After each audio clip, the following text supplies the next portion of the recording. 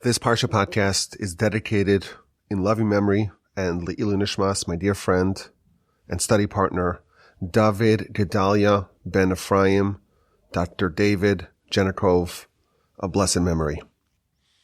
Dr. Genecov was a dear personal friend of mine. I had the great fortune of studying with him every week. He was a stalwart supporter of Torch. He was a dedicated listener of the Parsha Podcast and all the other podcasts that we do over here. And he sadly passed away tragically and shockingly in a car accident a few days ago. Our Parsha begins with the death, the eulogy, and the burial of Sarah. Our Parsha contains the first eulogy in the Torah, and I wanted to dedicate this Parsha Podcast to a eulogy of my dear friend, David Genecov. I want to divide this into two parts. I want to start off by speaking about the subject of eulogies in general, like what's the history of eulogies in our literature, what's the meaning behind it, what's the purpose of it, like what are we supposed to take away from it, what's the objective of a eulogy. And then in part two, I want to talk about David and his life and his incredible qualities and attributes, and try to find something that we can all take as a lesson from his illustrious life. Now we have a eulogy in our Parsha with Sarah. The Torah does not tell us the content of the eulogy that Abraham gave for Sarah. The Midrash fills us in. The Midrash tells us that Abraham's eulogy of Sarah consisted of chapter 31 of Proverbs, Eshes Chayil, a woman of valor. If you have some time, I would encourage you to take a look at the Midrash. The Midrash goes to the chapter of Proverbs, verse by verse, and shows us how each verse relates to Sarah. But of course, Sarah is not the only eulogy that we receive in the Torah. At the end of the book of Genesis, chapter 50, we read about a very lengthy and elaborate eulogy and bewailing of Jacob. The verse tells us that in Egypt, they mourned Jacob for 70 days. And then after they brought Jacob to Israel, to the land of Canaan, there were 7 days of mourning in a place called Goren Ha'atad. And the Talmud describes that all the kings, 36 different kings, participated in the 7-day eulogy of Jacob, and they all placed their crowns on top of Jacob's coffin. And the commentaries tell us that a eulogy is not this monolithic thing. There are 9 different types of eulogy, and the eulogy of Jacob incorporated all different types of eulogies. Later on in the Torah, read about Aaron. When he passed away, the nation bewailed him for 30 days, the men and the women. When Moshe died, he was also bewailed. He was also mourned for 30 days.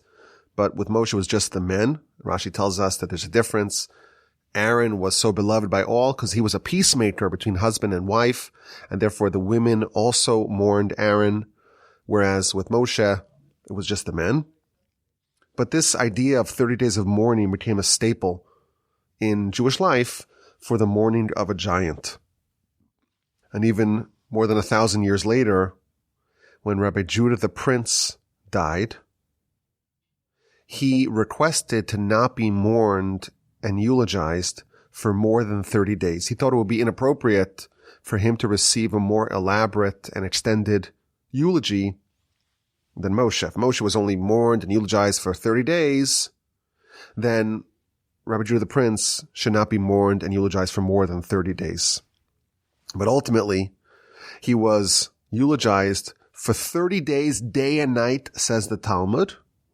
And from that point forward, either they eulogized him by day for the rest of the year and they studied at night, or they eulogized him at night and they studied by day for the rest of the year. Ultimately, he was actually eulogized for 12 months. So obviously there's a lot of emphasis in our philosophy and our religion about eulogizing someone who passed, especially a special person. And it raises a basic question, what's the point of it? We're nuanced in it. We have 9 different types of eulogy. There's all kinds of laws the Talmud tells us. For example, Talmud says that eulogizing is such an important thing, it even overrides certain mitzvos. So Talmud says, well, if it's time to recite the Shema, you pause the eulogy to say the Shema, if it's the right time to say the Shema. But if it's time to pray, you just continue with the eulogy. The eulogy is able to override prayer. So of course this raises a question. Why is it so important? What's the benefit of a eulogy? What's the utility of a eulogy? Why is there such significance attributed to it in our religion? And there's another question. When Miriam, Moshe and Aaron's older sister, when she passed away, so her death coincided with the cessation of the water from the well. For 40 years in the wilderness, the nation was drinking water that had been coming out of a rock, and it was given to the nation in the merit of Miriam. She was such a righteous woman that this miracle was bestowed upon the nation in her merit.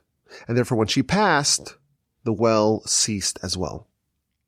The well stopped as well.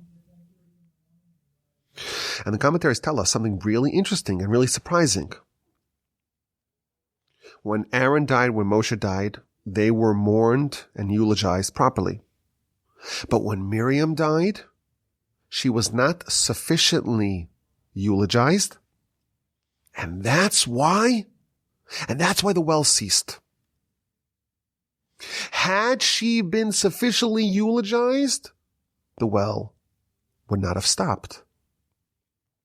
And I think this brings us to the next question we need to ponder about the whole subject of eulogies in general. The sages tell us that because Miriam was eulogized insufficiently, that's why the water stopped. Evidently, had she been eulogized properly or sufficiently, the water would not have stopped. The power of a eulogy is such that it would have succeeded in perpetuating the well of Miriam, the wellspring of Miriam, even after its benefactor had passed. This should really get our attention. Why would the counterfactual eulogy of Miriam, why would that have extended the well that came in her merit? So what's the purpose of a eulogy? Now, when we examine the sources, we find a variety of different answers. On a most basic level, we know and we see many sources to this effect, that being around the subject of human mortality, being around the whole notion of our life over here being temporary, that subject can be very productive. We're here for a finite amount of time, but we don't always think about the fact that our time here, our clock is ticking, and we don't know when it's going to expire and when our opportunities in this world are going away. We don't know. Every once in a while, we encounter the harsh and bitter and stinging reality. The people we love and the people that we look up to and the people that we admire are not with us anymore. And of course we know their soul is still alive and it's just their body and the body will be resurrected. We know that, but still, they're not around us anymore. And that shakes us up.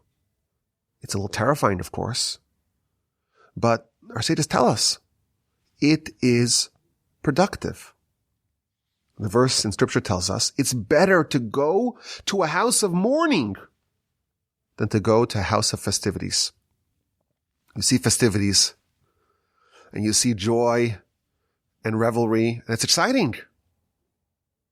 It's better to go to a place where there's sadness and melancholy and depression and mourning and bewailing and crying. Why? Because this is the end of all of humanity. Everyone ends up eventually in that coffin. Ve'hacha yitein libo. And the person who is still alive can take this message to heart. When you experience the harsh reality of the temporality of our life over here, you get an opportunity to think about what really matters. If you're by a funeral and someone that you know and you love and you were close with and you had a relationship with, they're being talked about by their friends, by their family. It should make you remember the fact that one day you're going to be there. And what are they going to say by my funeral?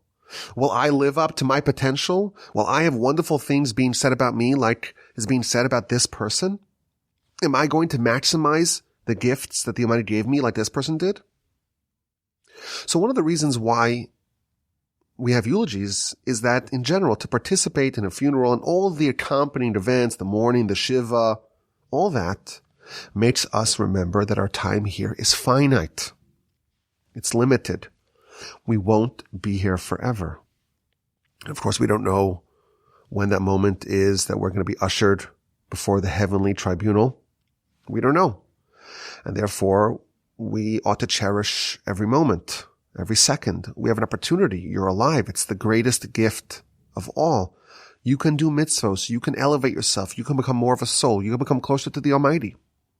And once you pass, you no longer have that opportunity. And when you think about that, it can spur you, it can encourage you, it can be a catalyst for you to elevate yourself. A lot of us have dreams.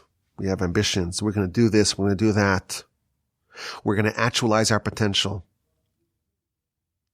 But sometimes we procrastinate. We push things off. I'll get to it eventually. When you see a harsh reality of someone who no longer has this leash, no longer has this opportunity, it reminds you that if you're going to do something, don't wait. Don't push off your dreams. Don't wait for your potential that the Almighty gave you and expects you to develop. Don't wait for that to spontaneously emerge. Do what you can to bring it to fruition. As Hillel tells us, Im lo achshav emasai, if not now, when? Don't say when I get the time, I'm going to do what the Almighty wants of me. How do you know that you'll have more time? The Mishnah tells us to repent a day before we die. Well, when's that? Could be today, could be tomorrow, we don't know. But we don't think in those terms most of the time. We're away from it, we're shielded from it, we're insulated from it. And you participate in a funeral, and you listen to eulogies, and you think about what a person lived for, what they valued, what they prioritized, what were their life's accomplishments, what were the behaviors that they embodied, what are the qualities that they earned. When you experience that, it can help the participants to take their life more seriously. So on a basic level, the reason why we have eulogies is for the benefits of the participants. They get a touch point with their own mortality, and that's a very beneficial reminder. The Talmud tells us that when we remember the fact that we're going to die, it can help a person to avoid making any mistakes. Most of our mistakes, says the Talmud, most of our spiritual blunders can be attributed to short-term thinking, to forget about the fact that we're souls and we have an eternal life, and to try to build towards that legacy. We forget about that. A eulogy helps ground us and kind of bring us spiritual sobriety. I will say, I'm talking more about David in a little bit, but a mutual friend of ours told me that the day before he passed, they were having a very deep and intimate conversation, the deepest conversations that they've had in their entire life. And it was an emotional conversation, and it was a spiritual conversation, and it was a conversation that I believe would qualify for what our sages tell us, to repent the day before you die. And it just happens. The Almighty works, of course, in ways that are unfathomable to us sometimes. It seems, just from what I wasn't privy to the conversation, but from what I heard about it, this was a conversation that definitely qualified as repentance the day before you pass. But again, talking about eulogies in general, we have an idea as to why the whole institution of a eulogy is found, why it's so emphasized. It's important to think about our own mortality. But of course, our sages added some more reasons why we eulogize. For one, they tell us that it bestows honor upon the deceased. You talk about their qualities. You talk about their accomplishments. You talk about the good character. You talk about the mitzvahs that they did. That brings them honor. And it also encourages other people to try to emulate them. But one of the most profound ideas, which is a little bit of an expansion of this idea, it comes courtesy of the Gaon of Vilna. And this, to me, is a game changer. This is one of those ideas that really changes the whole subject completely. When someone passes, so they leave, of course, a void in their family and their friends and their acquaintances. They feel that.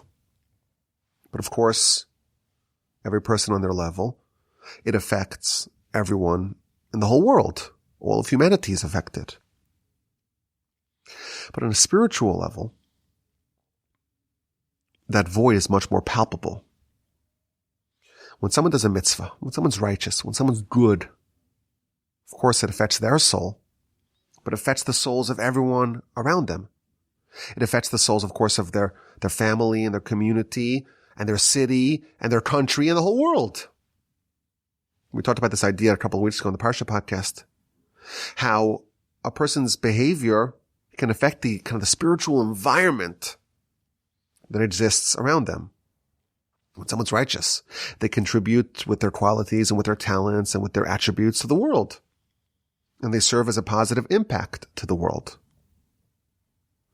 And when they depart, so of course, the fact that they're not here physically, that causes a void. But the fact that they're not here spiritually also causes a void. We had someone who did so many mitzvos. Someone who was such a righteous person, such a kind person, such a good person. They had such a positive impact on the world in a spiritual sense. And now they're in heaven. Their soul has departed. And they can no longer do any mitzvos. So there's a spiritual void present as well. And of course, the greater the person was in their lifetime, the more righteous, the more kind, the more special the person who passed was, the larger and more cavernous the void that they leave behind. So the suffering is felt by everyone, really. Because on a spiritual sense, we lost an asset, a spiritual asset that held us up, that elevated us. What's going to be? What's going to be with the world? What's going to fill this void? How will we recover? Is there any way for us to maintain our spiritual standing after we lost a luminary? Says the Gaon of Vilna, that is the purpose of a eulogy. The purpose of a eulogy is to identify, to codify, to crystallize what were the qualities of this person. Once you organize that, you understand who this person was and what they stood for spiritually, and you express that to the people, and you impress upon the people the value of the person that they lost, and you encourage them to adopt those qualities, well, then it's almost like the person hasn't passed on a certain sense, in a certain spiritual level. Because if everyone adopts the qualities that the person had, the world maintains, so to speak, its equilibrium. And that creates a certain degree of comfort, of bereavement to the world and to the family to say, even though we lost this person, but we're going to do what we can to perpetuate who they were and what they stood for. What happens if the qualities, if the attributes of the deceased are adopted by those who remain alive. The world maintains its stability. Of course, the void is still there.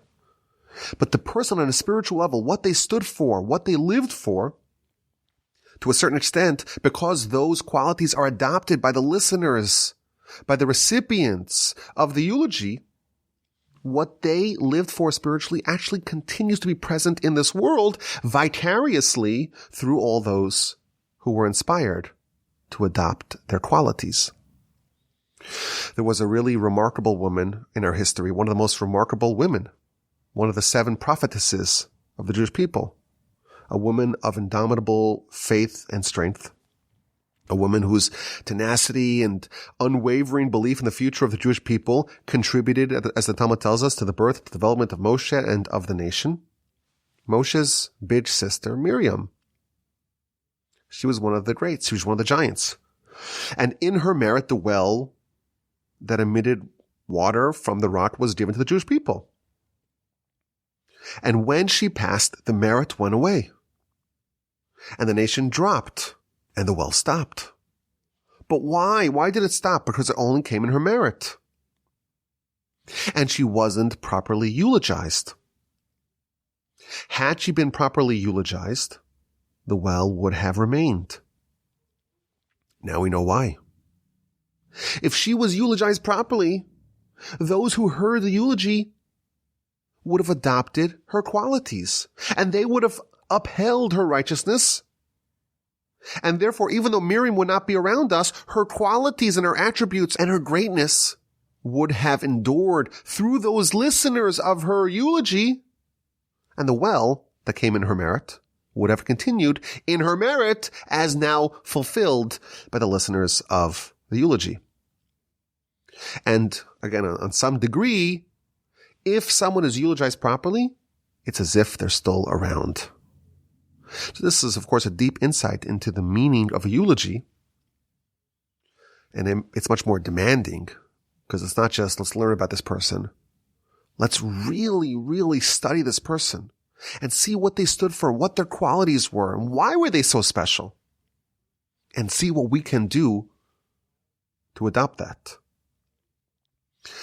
And of course, it demands of us to truly absorb the lessons and the qualities and think about how we can, in some way, integrate and assimilate those qualities into our life. But I think that with this understanding, I want to talk about my friend David Gedaliah ben Efraim. Now, I know in the podcast, a lot of y'all don't know who he was. So I'm going to try to give you a little character sketch of him. But even if you don't know who he was, you could still be inspired by him. You could still be inspired by his life and his hard work and his accomplishments and his qualities, his sterling qualities. And hopefully we can all be inspired to mimic them in some way and elevate ourselves and take on, so to speak, some of the greatness that he had, and in some degree, in some capacity, do something to perpetuate the wonderful qualities that he embodied. It's hard to take it all, of course. He was such a prince of a man, such a gem. And as we'll talk more, he did so much, and he stood for so much. It's really hard for one person to say, I'm gonna fill those shoes myself. But everyone could pick up something, and I'm going to make a suggestion at the end as to something that we could all adopt to go along his path. The Talmud talks about when the great sages passed, they would take the qualities of the great sage and divide it up amongst the students. So there's this precedent of this idea. You don't have to undertake to be a perfect reenactment, a perfect representation of a person, but at least let's take on something. So when you want to speak about someone like David Genecov, how do you capture such a man?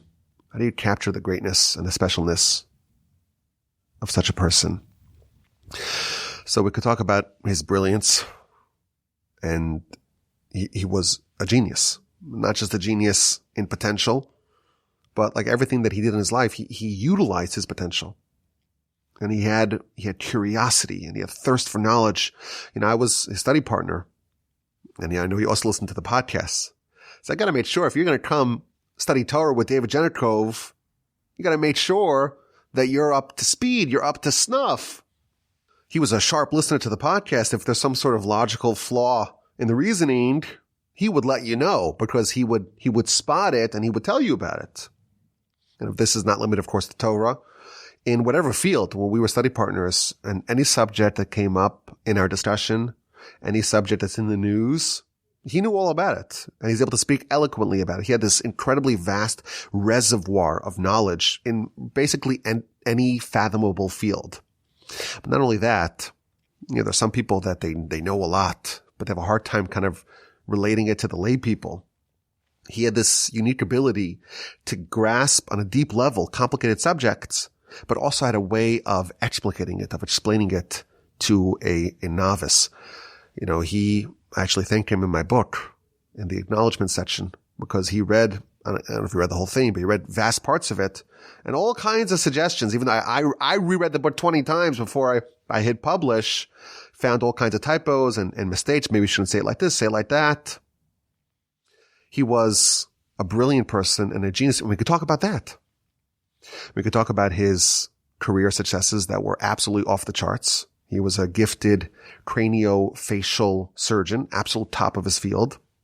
He was actually part of the surgery team that did the first operation of separating conjoined twins. It was like a 30-hour or even more, very, very long surgery.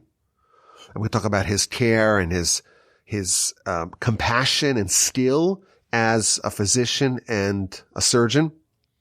We could talk about his drive and ambition. He had just uncommon drive and ambition and energy. He was always innovating, always taking on these world-altering projects. He started off as a surgeon and he continued that, but he got involved in other areas of medicine, biotech. He was always working on all kinds of solutions. I remember there was a time that we were studying and he had some cancer treatment and they were monitoring some patients that had taken this new drug. I don't know if it's a drug or some sort of treatment. And every week we would talk about, well, how's the patient doing? Are they still alive? But he was working in all kinds of fields, ALS, various cancer treatments, drugs that would vastly improve the outcomes for all kinds of conditions. And he was able to work simultaneously in all kinds of different fields all at once. And he made wildly ambitious goals for himself and he pulled them all off. His son Matthew said by the funeral, he said that he was talking about how he would make a list of all the things he wanted to do, make a list like a to-do list, and then just check them off. Even when he was a teenager, he set out these very ambitious goals and he met and exceeded those goals. But Matthew said that he told him that I set out, I don't want to misquote him, something to the effect of, he set out to do everything and he did it all. Everything he wanted to do that he did. He was up every day at 4, walking the dog. He would listen to his favorite podcast, of course, but he would pull in a full day of work before most of us woke up. He had this great engine, accomplishing, doing, building, energy, maximizing his time judiciously, accomplishing an incredible amount in his lifetime. So we could talk about that. We could talk about his incredible ambition. Of course, his incredible generosity. He was a fantastic athlete as well. State wrestling champ in high school, an Ironman triathlete. There's a lot of different angles that we could talk about. But I was thinking of the following angle to try to capture maybe the greatest, it's hard for me to say, but what I see as one of his really crowning achievements or his crowning qualities. So I thought of the Mishnah in Pirkei Avos, in chapter 2 of Ethics of Our Fathers. It's talking about Rabbi Yochanan ben Zakkai. He was the great sage of the Jewish people in the first century of the Common Era. And he had 5 primary students: Rabbi Eliezer, Rabbi Yehoshua, Rabbi Yossi, Rabbi Shimon, and Rabbi Elazar. And the Mishnah says that he tasked his 5 primary students to go find what is the best, most sterling quality that a person should cleave to in their life. What's the best quality of them all? And the students went to investigate. And Rabbi Eliezer comes back and says, an ayin tova, having a good eye. That's the number one quality. And Rabbi Yeshua says, to be a chaver tov, to be a good chaver, a good friend. That's the most important quality. And Rabbi Yossi says, to be a shachen tov, a good neighbor. That's the most important quality. And Rabbi Shimon says, haroes hanol, to see the future, to anticipate, to intuit the future. And finally, Rabbi Elazar says to have a leiv tov, a good heart. So the great rabbi said,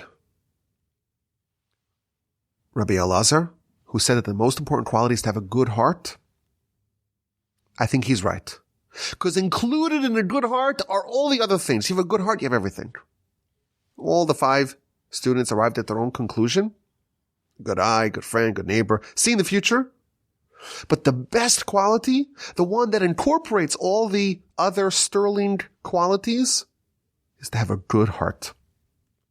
And thinking about David, and thinking about what everyone was saying about him in the funeral, this is David Genecov. He had a good heart. In his heart, he saw good in other people. He saw the potential in other people. He was an overachiever. And he wanted other people to flourish as well. So he could be tough. He could be exacting. But it's because he had the vision to see other people flourish and blossom. He wanted other people to succeed. And he was happy for other people. And he always had a warm smile and a positive, cheerful, optimistic attitude. That's David Genecov. And all these qualities, to have a good eye, to think about other people, and to be a good friend. This is David Genecov. By the funeral in Dallas, the shul was absolutely packed. And someone joked that the shul was fuller for his funeral than it was on Rosh Hashanah. And who were all these people? I thought I was David Genecov's best friend. But I think everyone else in the room had that same feeling. He had a good heart. Included in a good heart is to be a good friend. And he was an incredible friend. He was incredibly dedicated to his friends. I even read an obituary on plasticsurgery.com. My friend Bill sent me the obituary, and it reads a quote from some head of some surgery, something of America, Association of America. This was the quote. David was one of my closest friends and a respected colleague in plastic surgery. He made everyone feel like they were his best friend. But he was really oriented to thinking about other people in an uncommon way. He really was thinking about other people. He lived for other people. I was looking for this card. David wrote me a card last year. It was such a nice card. It was so kind and thoughtful. I actually saved the card. I couldn't find it. I have it somewhere in my drawer. I couldn't find it. I wanted to read it again. But it was so nice. It was so thoughtful. He had a way of just making everyone else feel so special. But he really lived for other people. Now, included in having a good eye, our sages tell us, is to be a good neighbor.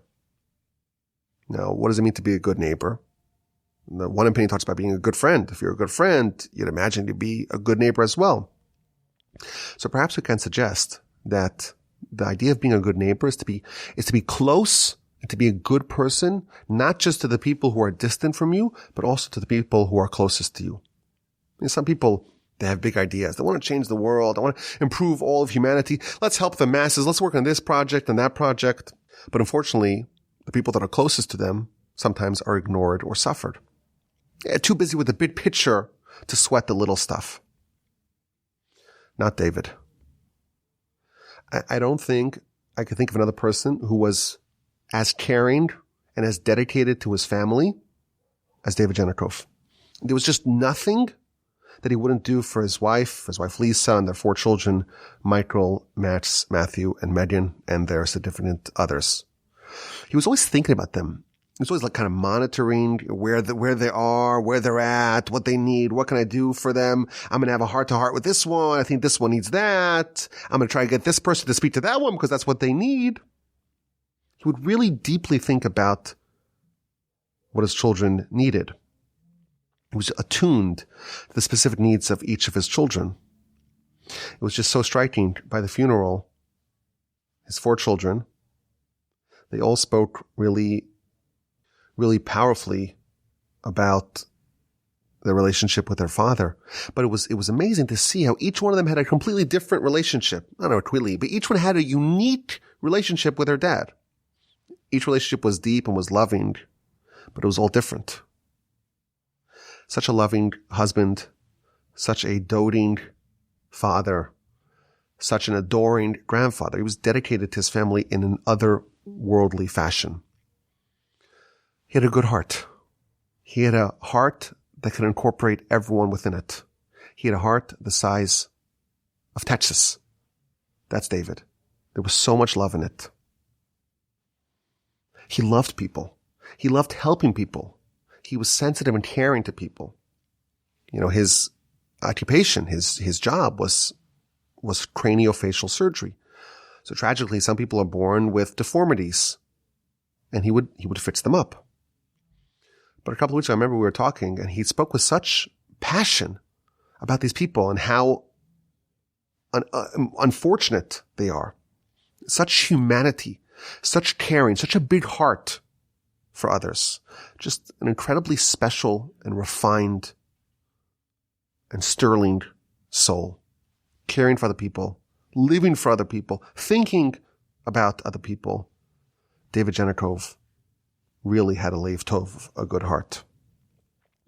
Now, if this is going to be a proper eulogy, it means that we all have to take away something from it. Now, to expect any one of us to undertake the workload that he had, it's very hard for people to even dream about that.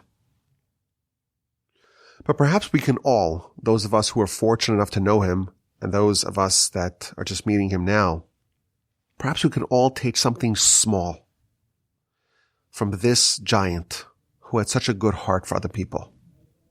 Perhaps we can all open up our heart a little bit more for other people, to emulate, to mimic David in some small way, to do something to keep that well, so to speak, not the well of Miriam, but the well of David Genecov flowing. So I have a suggestion. I remember hearing a long time ago, like maybe 20 years ago, a long time ago, I was listening to a lecture, and the person was saying that, we tend to be selfish. We're inward thinking. We care about ourselves. We don't care enough about others.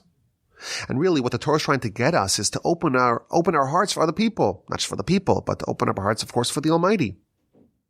What the Yetzer Hara wants us to do is to live just for ourselves, to be cloistered up in our own little world, in our own little cocoon. All we care about is ourselves. But the objective of Torah is to open up our heart, to make us care for other people, to make us, of course, receptive to God on high. But by default, we're so self-absorbed. And we live, even though we're surrounded by other people, we actually live by ourselves. And that's, of course, a horrific indictment. So what this lecturer was saying, the Talmud says, Kishem shepartzufeim shonos, just like every person has a different face, a different countenance, a different visage, everyone looks different. So too, their personalities, their idiosyncrasies, their attitudes in every area of life are different. So what this lecturer was encouraging us is not to change everything overnight, not to become someone who lives completely for other people overnight, but at least notice the face of every person you encounter. Just notice the face. Just to begin this process of starting to have a good heart to live for other people.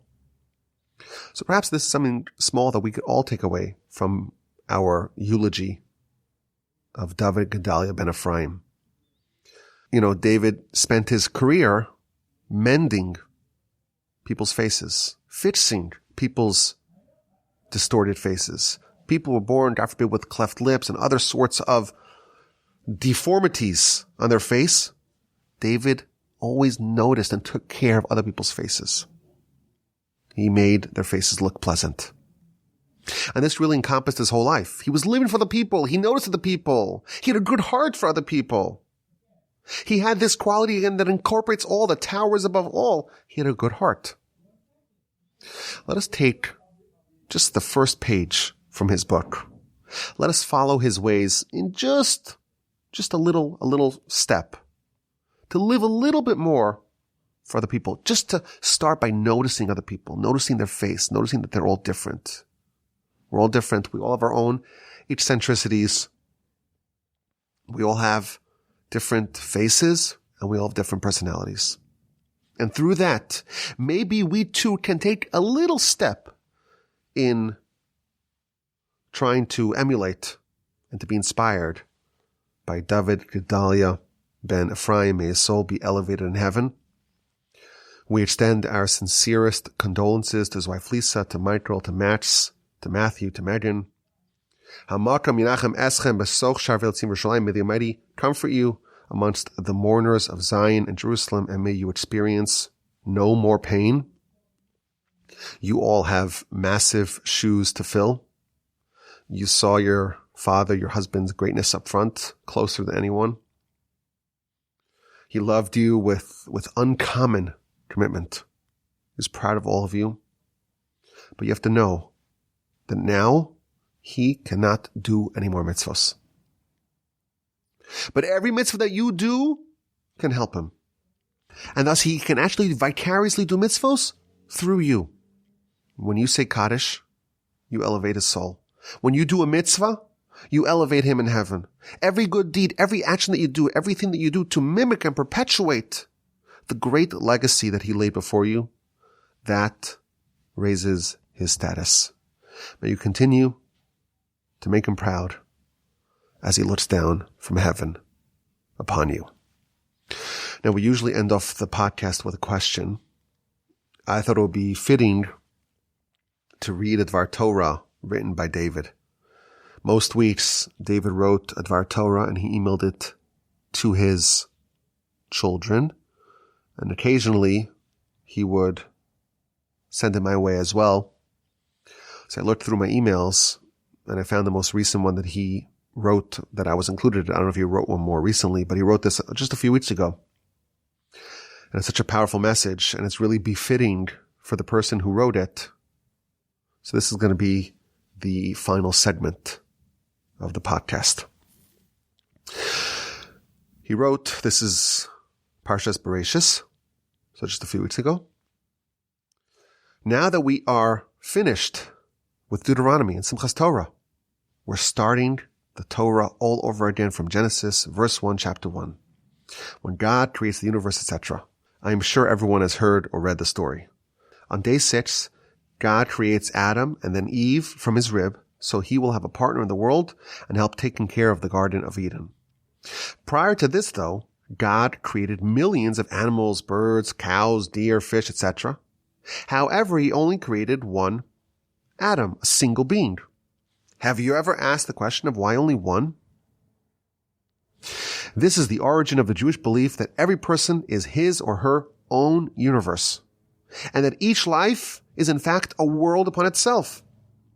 The expression, if you save a life, it is as if you saved the entire world, comes from this concept of uniqueness. We are here with our own unique perspective, set of skills, history, and exposures to complete our task here on earth, whatever it may be.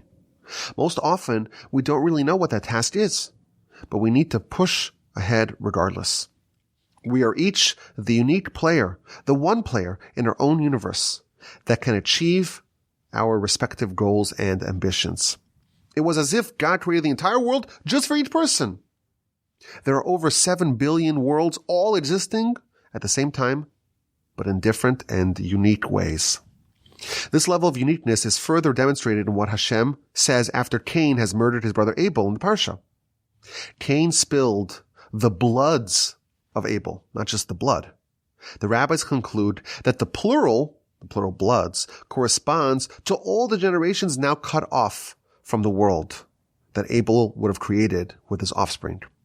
His uniqueness, in fact, our uniqueness, is passed down to our children and their children, etc.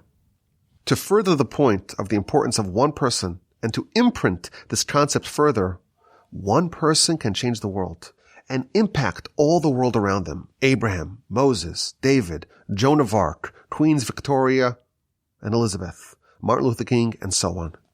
So we must be ready. We must take our talents and achieve. We are each special and have a unique purpose in this world, which is why we are created in the first place. Be the lead player in your life and positively impact those around you. It's why you are here. Be ready to play the game. Have a great week, everyone. All the best. Signed, David Genecov. Of course, these words are fitting to the one who penned them. I feel fortunate to have known him. I miss him. Everyone who knows him, everyone who had the great fortune, the great privilege to have known him, misses him. May his soul be elevated in heaven. As always, my email address is rabbiwilmajib.com.